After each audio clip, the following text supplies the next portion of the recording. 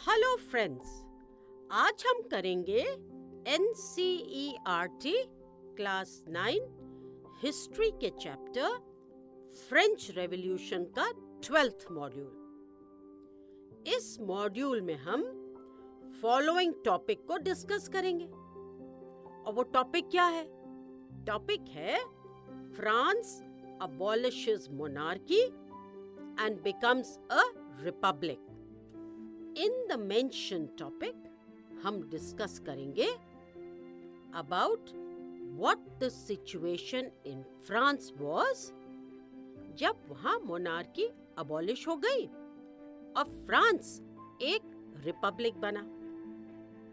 तो चलते हैं और समझते हैं France abolishes monarchy and becomes a republic। अब तक we know that फ्रांस में monarchical form of government थी, according to which king ruled the country with absolute power in his hand। मतलब सारी पावर जो थी वो किंग या मोनार्क के पास हुआ करती थी। बट फ्रेंच रेवोल्यूशन के बाद कॉन्स्टिट्यूशनल मोनार्की एस्टैब्लिश की गई, थ्रू विच मोनार्क के पावर्स को लिमिट एंड चेक किया गया। Once the constitutional monarchy was established, French citizens को वोटिंग राइट्स दे दी गई, जिससे वो अपने रिप्रेजेंटेटिव्स को इलेक्ट कर सकते थे। और इस तरह से फ्रांस एक रिपब्लिक बन गया।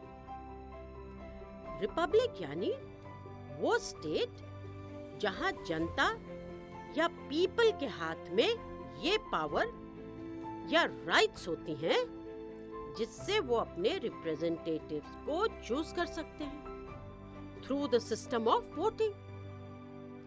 ऐसी फॉर्म ऑफ गवर्नमेंट में leader of the country is an elected person. But जब फ्रांस रिपब्लिक बन गया तो फ्रांस में सिचुएशन जो है वो बहुत ही टेंस हो गई।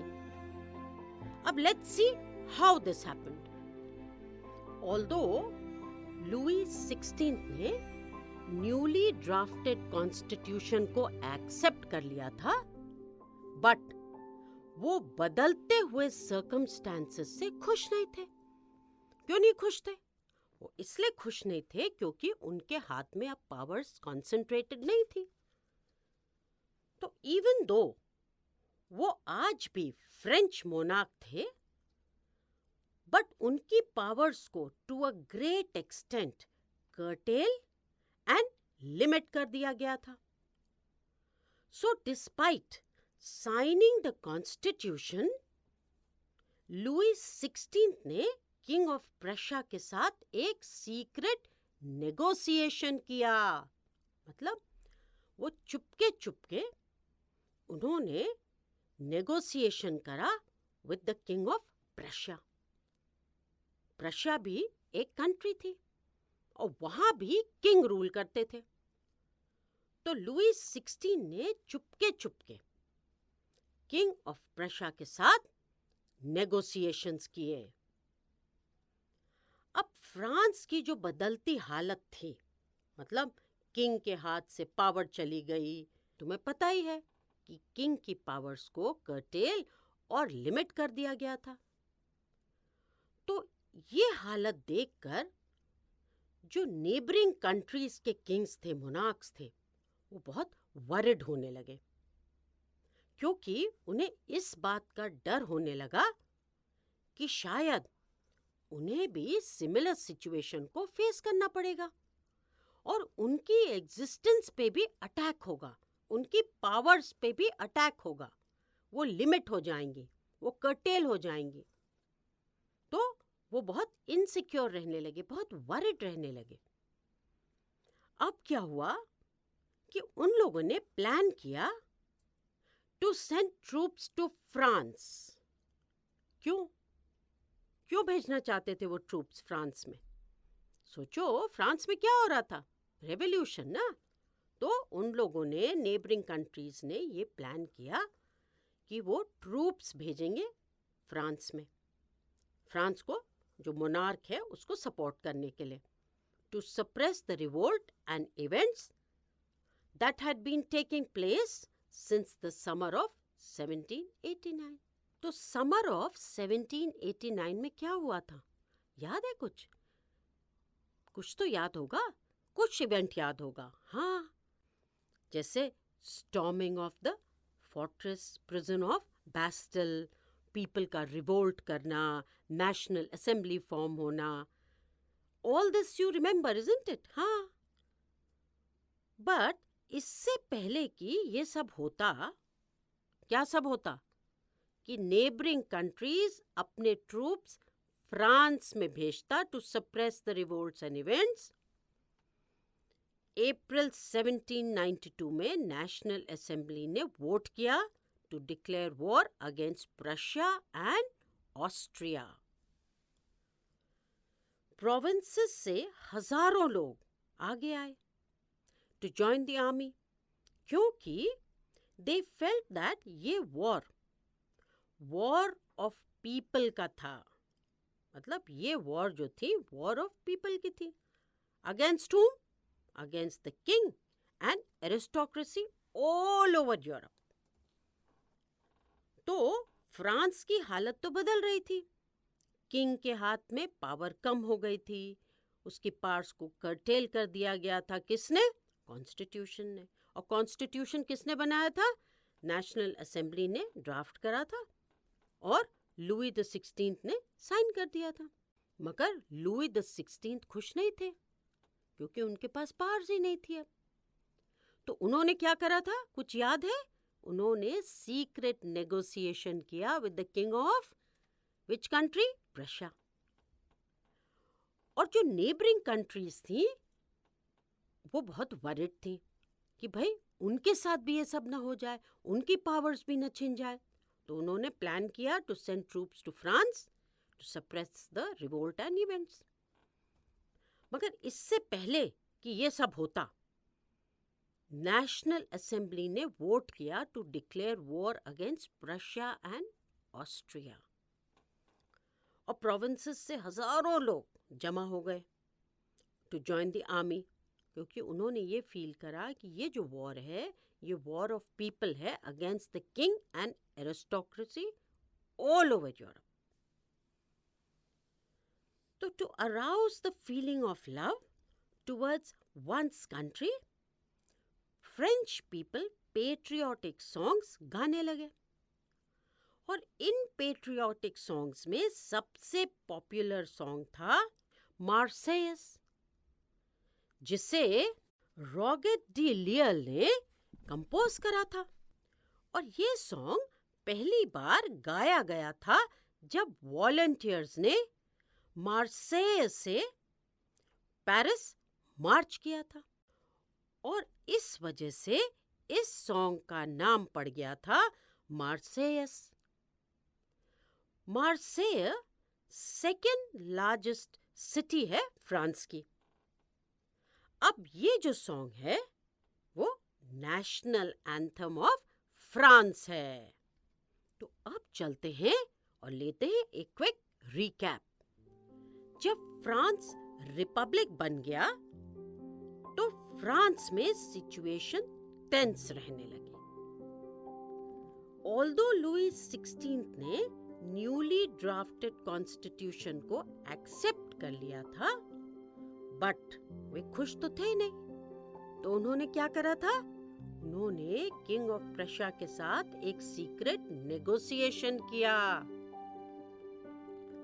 और फ्रांस की हालत देखकर, मतलब फ्रेंच मोनार्क की हालत देखकर कि उसके पास पावर्स नहीं रह गई थी, कॉन्स्टिट्यूशन ने उनकी पावर्स को कर्टेल कर दिया था, ये सब देखकर जो नेबरिंग नेशंस थे वो बहुत इनसिक्योर हो गए, बहुत वरिड हो गए।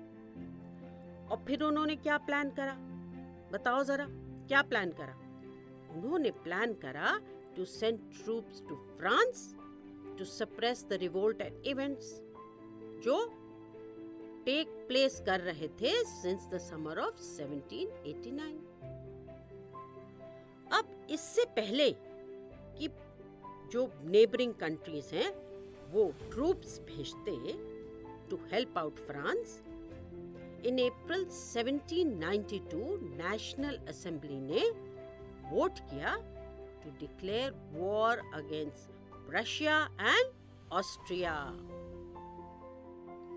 अब प्रोविंसेस से हजारों लोग निकल आए टू जॉइन द आर्मी, क्योंकि वो ये सोचते थे कि जो वॉर है, जो ये वाली वॉर है, वो है people's war against the king and the aristocracy all over Europe.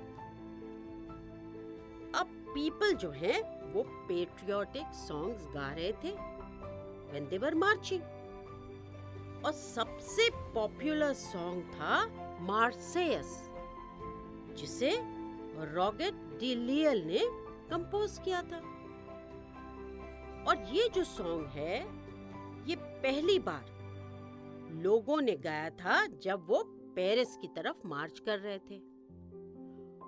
और कहां से चले थे वो चले थे मार्सेयस से, और ये क्या है? Second largest city of France है, और इसीलिए इस सॉन्ग का नाम पड़ गया था मार्सेयस। और जो ये सॉन्ग था जो फ्रेंच पीपल गाते थे व्हाइल मार्चिंग, मतलब Marseillaise is now the national anthem of France. तो अभी हमने जो करा उसका एक छोटा सा रिवीजन फिर से कर लेते हैं। तो जब फ्रांस रिपब्लिक बना तो फ्रांस में सिचुएशन टेंस हो गई थी। अब लुई 16 ने कॉन्स्टिट्यूशन तो साइन कर दिया था, मगर वे खुश नहीं थे क्योंकि उनकी पावर्स कर्टेल हो गई थी। तो उन्होंने क्या करा? सीक्रेट नेगोशिएशंस करे with the king of Russia. अब फ्रांस की बदलती हालत को देखकर नेबरिंग कंट्रीज जो हैं वो परेशान होने लगी, वरिड होने लगी, क्योंकि वो ये समझते थे कि कहीं उनकी हालत भी फ्रांस के मोनार्क की तरह ना हो जाए। तो उन्होंने प्लान किया to send troops to France, ताकि रिवोल्ट्स जो हैं और इवेंट्स जो हैं वो सप्रेस हो जाएं। बट इससे पहले कि ये सब होता, नेशनल असेंबली ने वोट किया to declare war against Russia and Austria. अब इस वॉर के लिए हजारों लोग जमा हो गए and they all wanted to join the army, क्योंकि वो फील कर रहे थे कि ये जो वॉर है ये वॉर ऑफ पीपल है against the king and aristocracy all over Europe. तो क्या हुआ कि फ्रेंच पीपल इस समय पेट्रियोटिक सॉन्ग्स गाने लगे, और इन पेट्रियोटिक सॉन्ग्स में से सबसे पॉपुलर था कौन सा? मार्सेयस, जिसे रॉगेट डी लियल ने कंपोज किया था। और यही सॉन्ग अब फ्रांस का नेशनल एंथम बन गया है। Now let's do a quick revision. The situation in France continued to be tense during the following years.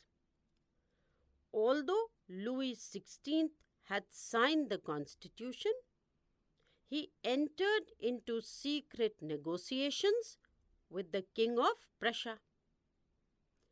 Rulers of other neighboring countries were worried by the developments in France and made plans to send troops to put down the events and suppress the revolt that had been taking place there since the summer of 1789.